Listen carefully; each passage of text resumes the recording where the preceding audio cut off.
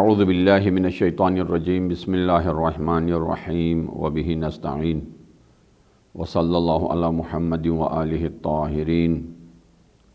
ولعنۃ الدائمۃ علی اعدائہم اعداء الدین من اول یوم ظلمہم الی قیام یوم الدین اما بعد فقد قال اللہ تبارک وتعالی فی محکم کتابہ بسم اللہ الرحمن الرحیم وَاعْلَمُوا أَنَّمَا غَنِمْتُم مِّن شَيْءٍ فَأَنَّ لِلَّهِ خُمُسَهُ وَلِلرَّسُولِ وَلِذِي الْقُرْبَى وَالْيَتَامَى وَالْمَسَاكِينِ وَابْنِ السَّبِيلِ إِن كُنتُمْ آمَنتُم بِاللَّهِ وَمَا أَنزَلْنَا عَلَىٰ عَبْدِنَا يَوْمَ الْفُرْقَانِ يَوْمَ الْتَقَى الْجَمْعَانِ وَاللَّهُ عَلَىٰ كُلِّ شَيْءٍ قَدِيرٌ صدق اللہ العلی العظیم۔ ترجمہ پیش کروں پہلے اس آیت کا ناظرین محترم کی خدمت میں کہ جان لو کہ جو غنیمت تم حاصل کرتے ہو اس میں سے بتحقیق پانچواں حصہ اللہ کا ہے اور اللہ کے رسول کا ہے اور ذی القربیٰ کا، یتیموں کا، مساکین کا اور ابن سبیل کا، اگر اللہ پہ تمہارا ایمان ہے تو، اور جو ہم نے اپنے بندے پر نازل کیا ہے فیصلے والے دن، اور اس دن جس دن دونوں طرف سے لشکر آمنے سامنے آئے، واللہ علی کل شیء قدیر، اور اللہ ہر چیز پر قدرت رکھتا ہے۔ ناظرین محترم، ایک بار پھر آپ کی خدمت میں سلام کا ہدیہ لے کے حاضر ہوئے ہیں، اور ان دعاؤں کے ساتھ کہ خداوند کریم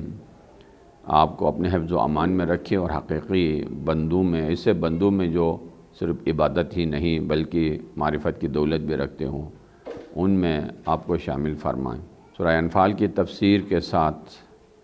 آپ کی خدمت میں چند کلمات لے کے حاضر ہیں، اور آج ہم نے آپ کی خدمت میں سورہ انفال کی آیت نمبر 41 اور 10ویں سپارے کی پہلی آیت تلاوت کرنے کا شرف حاصل کیا، اور یہ معرکہ آرا آیت ہے، اور وسیع بھی ہے، مفہوم بھی بہت وسیع ہے،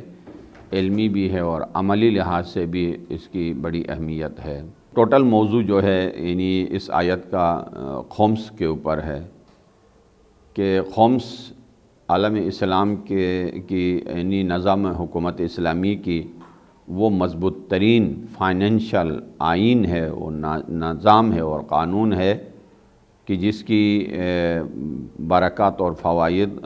ناقابل فراموش ہیں اور ناقابل احصاء ہیں۔ مفہومی طور پر مفہوم خمس کہ کیا ہے، اور عبادات میں شامل ہے، عبادات مالی میں شامل ہے، یہاں تک تو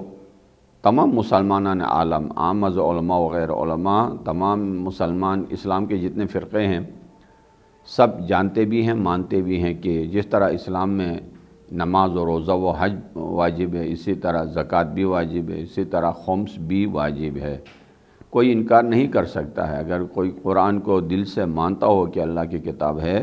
تو یہ بھی انہی احکام میں سے ہے جو رب ذوالجلال نے نازل فرمایا ہے۔ لیکن اس کے مصادیق میں اور طریقہ کار میں اور ادائیگی کے طریقے میں اور کس کس چیز پر خمس واجب ہے، اس میں اختلاف ہے۔ مسلک امامیہ میں اور مکتب ائمہ اہل بیت علیہم السلام میں اور مکتب فرقہ فقہ جعفری میں 7 چیزوں پر خمس واجب ہے، مفہوماً بھی مشخص ہے اور مصداق کے لحاظ سے بھی کہ کن کن چیزوں پر خمس واجب ہے، اس میں کوئی شک و شبہ نہیں ہے، اجماع ہے، سب کا کوئی انکاری نہیں ہے، علماء سے لے کر عوام تک سب کو معلوم ہے۔ اما رہی بات علماء اہل سنت کے درمیان، ایک چیز پر سب کا اتفاق ہے کہ وہ خمس، وہ مال غنیمت جو میدان جنگ میں مسلمان لشکر کافر کے ساتھ جنگ کر کے حاصل کر لیتا ہے، اس مال غنیمت کا 5واں حصہ اللہ و رسول کا ہے، یہاں تک تو سب کا اتفاق ہے، اس سے کوئی انکار نہیں کر سکتا، چونکہ قرآنی ہے، حقیقت قرآنی ہے، اور احادیث بھی اس بارے میں متعدد ہیں۔ اما یعنی جنگ غنائم کے علاوہ جو باقی چیزیں ہیں ان میں کسی پر خمس واجب ہے یا نہیں ہے، اس میں اختلاف ہے، حتیٰ یعنی فقہاء اہل سنت کے ہاں بھی۔ باقی وہ کون سی چیزیں ہیں جن پر خمس واجب ہے؟ مثلا غواسی سے جو زمین سمندر سے جو موتیاں وغیرہ حاصل ہوتی ہیں ان پر خمس واجب ہے، یعنی اسی وقت ہی 1/5 دینا ہے۔ اسی طرح گنج ہے، کوئی دفینہ، کوئی ذخیرہ گنجینہ کہیں سے میسر آئے کسی آثار قدیمہ سے اور جسے مل جائے یہ اسی کا ہوتا ہے، اور اس کے اوپر بھی خمس واجب ہے۔ معدنیات ہے، معدنیات میں وہ جو زمین سے نکالی جانے والی چیزیں ہیں جس میں مثلا قیمتی پتھر ہے، سونا ہے، چاندی ہے، گیس ہے، پٹرول ہے وغیرہ،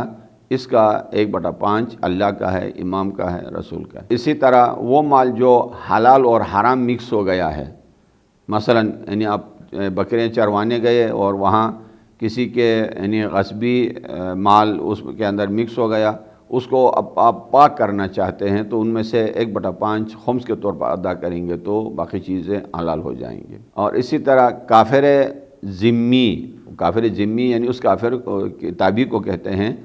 جو اسلامی حکومت کے شرائط اور قوانین کو قبول کر کے امن و سکون کے ساتھ رہنے کا وعدہ کر کے اسلامی حکومت کے اندر رہتا ہو، اسے کافر ذمی کہتے ہیں، اور اس کی بہت ساری ذمہ داریاں، ضرورتیں حکومت اسلامی کے اوپر ہے کہ وہ ادا کریں اور پورا کریں۔ یہ کافر ذمی اگر کسی مسلمان سے زمین خریدے تو اس کے اوپر یعنی 1/5 خمس واجب ہے، وہ ادا کرنا پڑے گا۔ یہ 6 موارد ہو گئے، اور 7واں یہ کہ جو واقعاً اختلافی ہے یعنی اہل سنت اور اہل تشیع کے درمیان، اہل سنت اور شیعوں کے درمیان، وہ اس نقطے پر ہے کہ انسان ان 6 موارد کے 6 جگہوں کے علاوہ جو زندگی بھر اپنے ہاتھ سے محنت مزدوری کر کے دولت کماتا ہے، پیسہ کماتا ہے، جس میں تجارت بھی شامل ہے، جس میں تنخواہ بھی ہے، جس میں پینشن بھی ہے،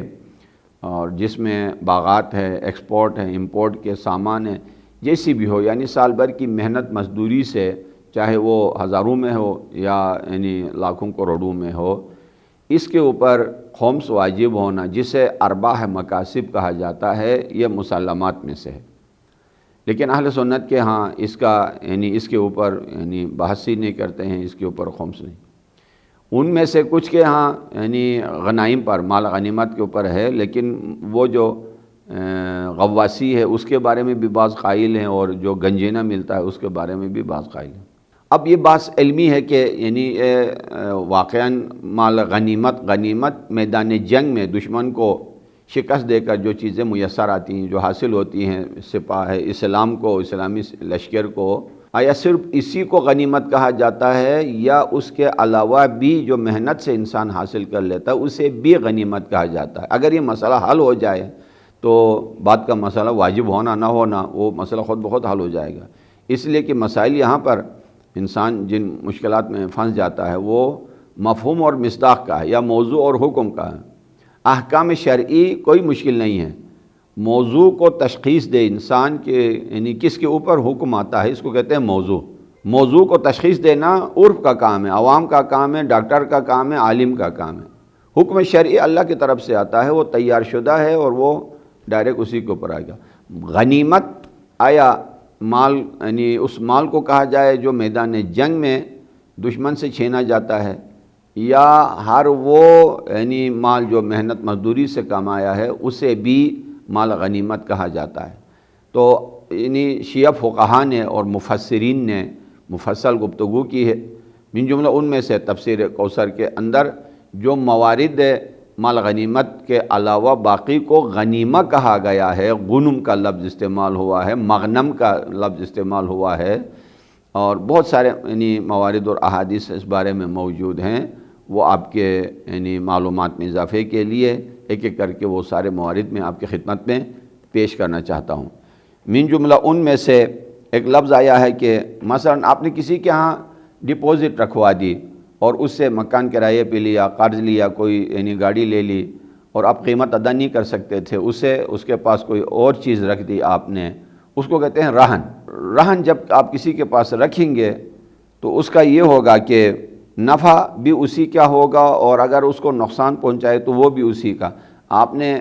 کسی کے پاس مثلا فرض کریں کہ آپ نے کسی سے مکان لے لی، قیمت جب تک آپ نہیں دے سکتے ہیں، آپ نے اپنی گاڑی یا گاڑی کے کاغذات بطور رہن ادھر رکھوا دیے، اگر اس کا کوئی فائدہ ہوگا تو اس رہن کا وہ بھی اسی کا مالک ہوگا، جو جس کے پاس ہے وہی فائدہ اٹھائے گا، اگر اس کو کوئی نقصان ہو تو نقصان بھی وہ پورا کرے گا، جبران کرے گا۔ تو اس کے لیے یہاں لفظ یعنی غنم استعمال ہوا ہے، غنم یعنی مغنم، یعنی وہی فائدہ جو انسان کو حاصل ہو۔ اسی طرح فرمایا ایک اور حدیث میں ہے کہ اللہم اجعلھا، زکوٰۃ لوگوں سے زکوٰۃ لے کر حاصل کر کے پیغمبر اسلام علیہ الصلوۃ یہ دعا فرماتے تھے، اللہم اجعلھا مغنما، خداوندہ یعنی اس کو فائدہ مند قرار دے، مغنم یعنی فائدہ مند قرار دے، غنیمت یعنی وہ فائدہ جو انسان محنت سے کما لیتا ہے۔ اسی طرح ایک اور جگہ پر ماہ رمضان کے بارے میں فرمایا ہوا غنم المؤمن، ماہ رمضان مومن کے لیے غنیمت ہے۔ اس کے علاوہ بہت سارے موارد ہیں جن کا بھی ہم انشاءاللہ آپ کی خدمت میں ذکر کریں گے کہ اجماعی طور پر غنم، غین نون میم غنم جو ہے الفوز بالشیء بلا مشقتین، لغوی طور پر یہ معنی الفوز بالشیء بلا مشقتین، بغیر مشقت کے، بغیر پریشانی کے کسی چیز کے حاصل کرنے میں کامیاب ہونے کو غنمہ یا غنم یا غنیمت کہا جاتا ہے۔ دیگر اہل لغت نے بھی اس کے بارے میں ذکر کیا ہے۔ لہٰذا مشقت کے بغیر تو کوئی چیز ملتی نہیں ہے، لیکن یہاں مشقت سے مراد جنگ میں نہیں گیا ہو، میدان جنگ میں یا مرنے یا زخمی ہونے یا دشمن کو بگانے گیا ہو، وہ بڑی مشقت ہے۔ لیکن اپنے آدمی اپنے کھیت سے جو یعنی مثلا پھل اٹھا کے فروخت کرتا ہے یا دکان پہ بیٹھا ہوا ہے، اس کی جو کمائی ہوتی ہے وہ بھی اسی کے اندر شامل ہے۔ اور بہت ساری، اور اس کی یعنی یہ لفظ غنیمت کا لفظ میدان ہے، ایسا نہیں ہے کہ اسلام کے آنے سے پہلے جو جنگیں ہوتی تھیں اور ان میں جو لشکر غالب آتا، مغلوب سے سامان لینے کو غنیمت کا لفظ استعمال نہیں کرتے تھے۔ یہ اسلام کے آنے کے بعد یہ الفاظ اس میں مال غنیمت کے لیے استعمال ہوا، باقی اس سے پہلے اور الفاظ تھے جو استعمال کیے جاتے تھے۔ مثلاً سلب کا لفظ استعمال ہوتا تھا، حرب کا لفظ استعمال ہوتا تھا، اور نہبہ کا لفظ استعمال ہوتا تھا۔ میدان جنگ میں جو سامان لیتے تھے، جو لوٹ مار کر کے لے جاتے تھے، اسے کہتے تھے نہبہ، اور تمام اموال کو اپنے قبضے میں لے، مرنے والے کے یعنی یا میدان میں آنے والے کے مال کو چھین کر اپنے قبضے میں لینا، اس کو حرب کہتے تھے۔ اور جو چیزیں اس کے جسم کے ساتھ لگی ہوں، جیسا لباس ہے، زرہ ہے، اور یعنی سر پہ خود ہے وغیرہ، ان چیزوں کو جو چھین لیتے تھے اسے سلب کہا جاتا تھا۔ یہاں غنیمت لفظ استعمال نہیں ہوا ہے، بلکہ یعنی اسلام کے بعد اور آیت کے اترنے کے بعد یہ لفظ غنیمت، چونکہ جنگ بدر میں سب سے پہلے، اور بیک گراؤنڈ معلوم ہے آپ کو کہ ہماری بحث اسی جنگ بدر کے واقعے سے ہی ریلیٹ ہے، مربوط ہے، تو سب سے پہلی جو جنگ ہوئی، جنگ یعنی بدر، وہاں انفال کا لفظ استعمال ہوا ہے اور فی کا لفظ بھی استعمال ہوا ہے یعنی مختلف روایات میں۔ یہ بات وہاں سے شروع ہوئی ہے، تو جب نئی بات آئی اور نیا موضوع آیا تو اس کے اوپر پھر نئے احکام بھی بار ہونے لگے ہیں۔ خوب اسی طرح خمس اور غنیمت کے علاوہ بھی بہت ساری چیزیں ہیں جن پر خمس دینا واجب ہے، لیکن سوال یہ ہے کہ مقدار جو آپ نے کمایا ہے، جو حاصل کیا ہے، اس کا 5واں دینا ہے، 1/5، یا جو بچ جائے اس پر، یعنی فائدے پر خمس دینا ہے یا بچت پر خمس دینا ہے۔ کمائی، مکمل کمائی، آپ نے 1 لاکھ روپے کمایا اور مہینے میں سال بھر آپ نے خرچ کر لیا تو 80,000 روپے خرچ ہو گئے، 20,000 روپے رہ گئے۔ سوال یہ ہے، بہت سارے مومنین اس طرح پوچھتے بھی ہیں کہ مکمل جو ہماری کمائی ہے اس پر خمس واجب ہے؟ مکمل کمائی پر خمس واجب ہو تو یعنی آپ نے مثلا 1 لاکھ روپے کمایا ہے تو پورے 1 لاکھ پہ سے خمس دینا ہوگا، اور یعنی گویا 20,000 دینے ہوں گے۔ ایسا نہیں ہے، 1 لاکھ مکمل آپ کی سال کی کمائی ہے۔ اگر اس میں واجب چیزوں پر خرچ ہو گیا، مہمان نوازی ہو، سیاحت ہو، یعنی عیش و نوش ہو، شادی بیاہ ہو، واجب حج ہو، تعمیر مکان، جو ضروریات میں سے ہیں اپنے حیثیت کے اندر رہتے ہوئے، اگر سارا کا سارا خرچ ہوا، کوئی بچا ہی نہیں، تو اس میں ضروری نہیں ہے کہ پھر بھی خمس واجب نہیں ہے۔ اما جو بھی آپ کی ضروریات زندگی تھی، سب کو بجا لانے کے بعد آخر میں جو رقم بچ گئی 1 لاکھ میں سے 20,000 روپے، اس 20,000 روپے پر خمس واجب ہے، یعنی اس کا بھی 80% آپ کا ہے، 20% صرف، یعنی 20,000 روپے میں سے 4,000 روپے پر خمس واجب ہے، 2,000 روپے مال امام ہے، اور 2000 روپے مال سعادات ہے، کسی مسکین، غریب، سید، نمازی، دیندار، حقدار، ان کو دینا ہوتا ہے، یہ یعنی اس تقسیم کے مطابق۔ اما اس حکم کے آنے کے بعد باقی دوبارہ وہی بات ہماری مکمل نہیں ہوئی ہے کہ مال غنیمت اسلام میں پہلے کن کن موارد کے لیے استعمال ہوا ہے، اور غنیمہ صرف جنگ کے لیے خاص نہیں ہے۔ یہ دوبارہ عرض کروں آپ کی خدمت میں، مسلمان فرقوں میں یہ اختلاف بہت ہی گہرائی میں ہے کہ صرف جنگ میں جو دشمن سے چھینا جائے اسے غنیمت کہا جاتا ہے، اور لیکن مکتب اہل بیت میں اور پیغمبر اسلام علیہ الصلوۃ کے بہت سارے احادیث میں جو انسان محنت مزدوری سے اپنے گھر بیٹھ کے اپنے باغ میں جو کماتا ہے، دکان میں تجارت سے، اسے بھی غنیمت کہا گیا ہے۔ اور اس کے بھی بہت سارے مثالیں ہیں اور موارد موجود ہیں۔ مثلا ایک حدیث میں آیا ہے کہ پیغمبر اسلام علیہ السلام قبیلہ عبد القیس کو ان کے پیغمبر علیہ السلام کے حضور آ گئے اور کچھ باتیں ہوئیں، سوالات جوابات وغیرہ،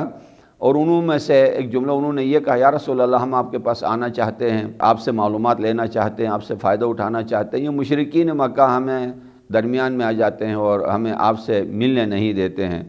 کوئی ایسا طریقہ بتائیں کہ ہم دور رہ کر بھی اس پر عمل کر سکیں۔ تو پیغمبر اسلام علیہ السلام نے فرمایا کہ اَأْمُرُكُمْ بِأَرْبَعٍ وَأَنْهَاكُمْ بِأَرْبَعٍ، میں 4 چیزوں کا حکم دوں گا اور 4 چیزوں سے منع کروں گا، روکوں گا۔ 4 چیزیں واجب ہے تمہارے اوپر، لازم ہے کہ بجا لائیں، اور 4 چیزیں ایسی ہیں جن کے اوپر عمل نہ کریں۔ تو وہ کون سی؟ اَأْمُرُكُمْ بِأَرْبَعٍ وَأَنْهَاكُمْ عَنْ أَرْبَعٍ آمرکم بالایمان، پہلا یہ کہ میں جس چیز کا حکم دیتا ہوں یہ کہ اللہ پہ ایمان لیا، بالایمان باللہ۔ اس کے بعد دوبارہ پوچھا وَهَلْ تَدْرُونَ مَا الْایمان، کیا تمہیں معلوم ہے کہ ایمان کسے کہا جاتا ہے؟ اور پھر پیغمبر اسلام علیہ السلام نے خود تفصیل سے بتایا، باللہ الایمان باللہ